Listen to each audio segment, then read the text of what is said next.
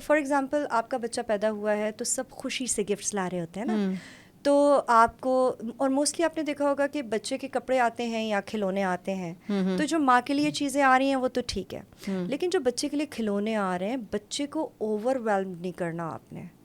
यहाँ पे क्या होता है वो एक बैलेंस मेंटेन करना है शुरू से। आप ये देखें कि टॉयज़ आ गए हैं और आपने देखना ये है कि बच्चे की उम्र के हिसाब से आपने उसको खिलौना कौन सा देना है। मिसाल के तौर पे आपके साल तक के खिलौने आ गए हैं घर में और बच्चा आपका एक दिन का है, क्या खिलौना देना है वो, हाँ जी, वो एज के हिसाब से, और आपका बच्चा एक दिन का है। अब आपका बच्चा एक दिन का है, खिलौने आपने उसके रूम में सारे भर दिए, ठीक है, और वो खिलौने खामखा ख़राब हो रहे हैं, डस्ट पड़ रही है, और जब बच्चे का उसको यूज़ करने का टाइम आया है, बच्चा उनको देख देख के ऑलरेडी टायर्ड है, उसको उसकी अहमियत नहीं उसमें पता, कोई उसको नया नहीं नज़र आ रहा है, उसको उसकी अहमियत नहीं पता, उसको नहीं पता कि ये यूज़ कैसे होगा।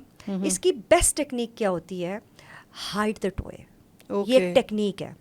आपके घर में चाहे 2 साल तक के खिलौने इकट्ठे आ जाएं, आपका बच्चा अगर 2 महीने का है तो आप 2 महीने वाले खिलौने सामने रखें, बाकी आप स्टोर कर दें। फिर आप जैसे जैसे आपका बच्चा बड़ा हो, आपको पता है बच्चा आपका बॉल के साथ कब खेलेगा, आपको पता है बच्चे को लर्निंग टॉयज़ की समझ कब आएगी, आप उस एज में प्रोवाइड करेंगे। फिर इसी तरह से गेम्स हैं, डिफरेंट गेम्स हैं, आपको पता है कि बच्चे की फाइन मोटर स्किल्स, आपको पता है ना छोटे मसल्स डेवलप होते हैं बच्चे के, तो जब तक हमें ये नहीं पता कि बच्चा ग्रिप किस लेवल पे कर पा रहा है, तब तक हम उनको वो वाला खिलौना ना दें। ठीक है, ऐसे खिलौने दें, छोटे खिलौने दें जो होल्ड कर सके लेकिन स्वॉलो ना कर सके, मुंह में ना डाल सके।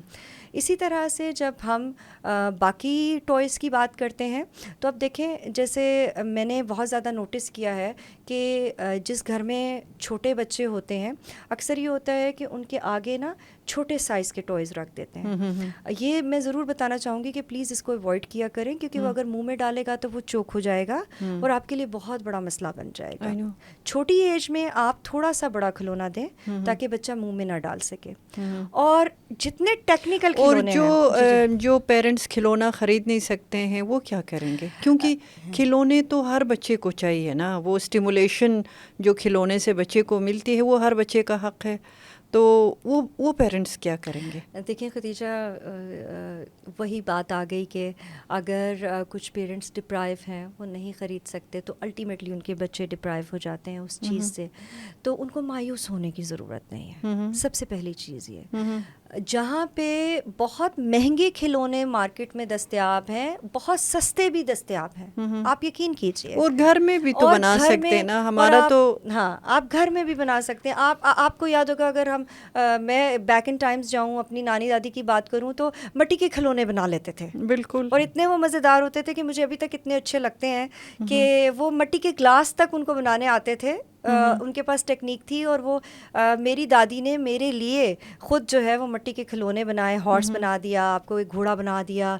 एक जो है वो आपको हांडी छोटी सी बना दी, एक ग्लास बना दिया, और मैं उसको सबसे ज़्यादा चेरिश करती थी। अभी तक मुझे याद है कि मुझे मार्केट के खिलौने इतने अच्छे नहीं लगते थे जितने मुझे मेरी फीलिंग्स जो कनेक्टेड है मेरी दादी के खिलौनों के साथ, मेरे पास अभी भी मेरी बेटी के पास उनमें से 2-3 टॉयज़ हैं। तो ये तो बॉन्डिंग वाली बात आ गई खतीजा, ये बहुत ज़बरदस्त बात है कि जो खिलौना आप बच्चे के साथ मिल के बना रहे हैं, उसमें जो बच्चे के इमोशंस इन्वेस्ट हो रहे हैं, जो आपकी फीलिंग्स इन्वेस्ट हो रही हैं, वो बच्चा महसूस कर रहा है, उन एहसासात को बच्चा महसूस कर रहा है। वो कहता है कि मेरी मम्मा ने ये मेरे लिए बनाया है, मेरी दादी ने बनाया, मेरी दादी ने बनाया, मेरी नानी ने बनाया, मेरे बाबा ने मेरे साथ मिलके बनाया, तो उसका तो फील ही कुछ हो रहा है, उसका कोई नेमुल बदल नहीं है। वो माँ बाप जो खिलौने नहीं ले सकते, वो एक लम्हे के लिए भी मायूस फील ना करें। और आपको अल्लाह सुब्हानहू व तआला ने एक बहुत ज़बरदस्त सलाहियत दी है कि आप माँ बाप हैं, और जो माँ बाप होता है अल्लाह सुब्हानहू व तआला उसको हर तरह से मदद करता है। आपने सिर्फ एक सोच रखनी है